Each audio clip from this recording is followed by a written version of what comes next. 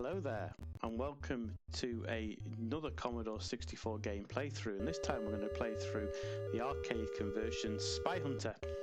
So what is Spyhunter? Well, Spyhunter started in the early 80s as an arcade game and was very, very popular. So like most games, it got converted and used in the Commodore 64 and other platforms as well.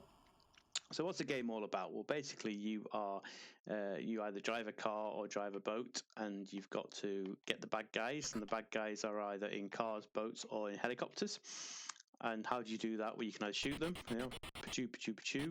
You get little add-ons, which very confusing. You only work if you've got a dual-joystick adapter as their sort of two fire buttons, or if you use the keyboard settings, which is again something I didn't really find out about until a lot later.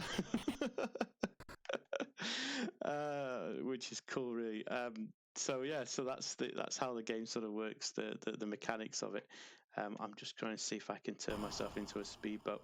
It was really, really popular because one of its defining features, which for some reason there's a bug in the C64 version where you can't actually, the soundtrack dips in and out, and at the moment there's no soundtrack on. But the use of the Peter Gunn theme tune, which is the music that you'll hear occasionally, there you go, there's the music.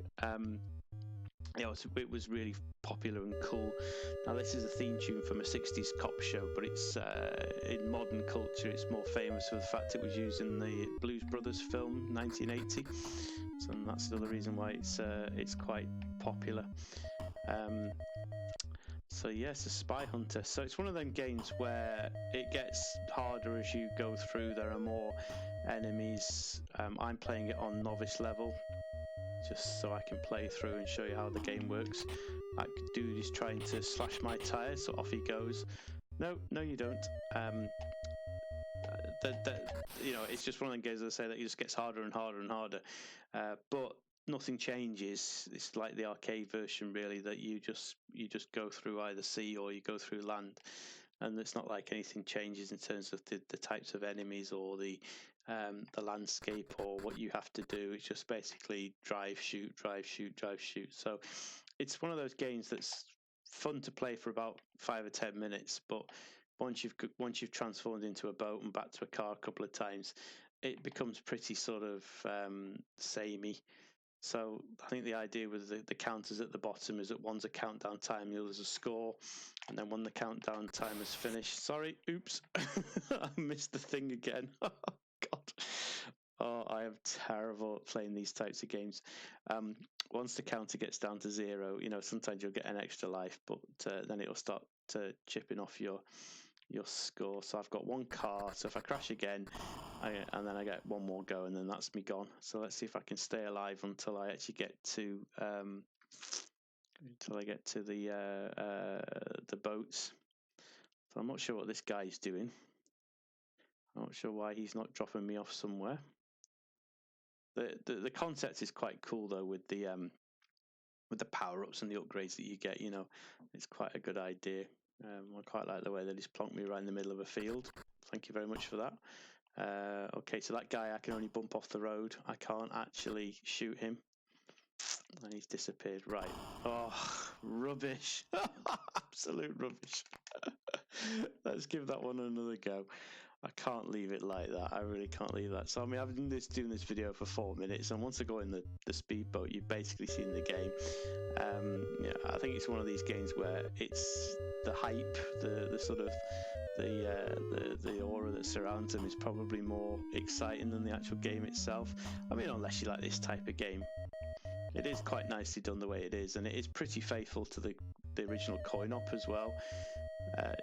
But I often think in these sort of situations, especially in 2019, what can you do? You can install a C64 emulator and play the C64 version, or you can install something like MAME and play the original arcade ROM.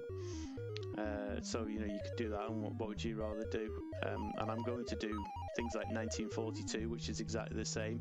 It's so playable on the arcade version. The 64 conversion was a bit iffy, so why play the 64 conversion? But obviously in 1983, when this came out, if you played this in the arcade, you would want to play it at home, and I don't blame you, because obviously you buy the game once as opposed to putting in 10p's and whatever else you're putting into the arcade machines. So this is going to give me an oil slick, which is quite exciting. Come back! Oh, it ran away, and I went chasing after it. Silly me. I remember once there was an arcade game called P-47 Thunderbolt, where you basically piloted an aircraft and you bombed loads of things. It was like a World War II scrolling bomber thing, and I spent an absolute fortune on that thing on the arcades. Pounds and pounds and pounds, and that was back in the day when a pound was a lot of money. And it came out for the 64, and the 64 conversion isn't very good, but at least it wasn't costing me, money every time. So I may do that game on the channel. It's not particularly sort of, again, the arcade machines, they had the hardware specifically for the games, whereas you're having to deal with the pluses and minuses of a C64. Right. Yay, I'm a boat. Yay, hallelujah. Right, so what I'm after shooting the baddies, and also you get these bumps in the road. So you've got bumps in the road, bumps in the sort of islands, if you like, in the streams, and obviously you've got to avoid crashing into them like that. And instead of a truck, you get a tugboat now. Yeah, choo-choo, which I think is quite cute. Can you shoot him? Would be very nice, wouldn't it? Biting the hand that feeds you. So yeah, and then you go up to you'll get in a bit, there'll be another shed, then you turn back into a car. And that really is the game. The helicopter hasn't come yet.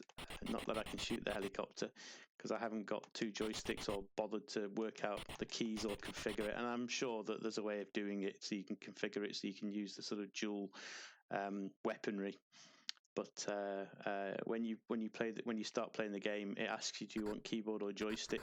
So it's not like I can go back to keys and I press the key for the bomb or whatever it is I'm looking to do, and it's not going to work. So yeah, so I didn't get any points for shooting my truck. How miserable. So yes, so this is Spyhunter. That bug has come back again, so I've got no music, which is a bit of a shame. So go back in here. Go on. Oh, rubbish. Right, so that's Spyhunter. So if you enjoyed the video, please leave a like. If you've got any questions, leave a comment below, and don't forget to subscribe. Thank you.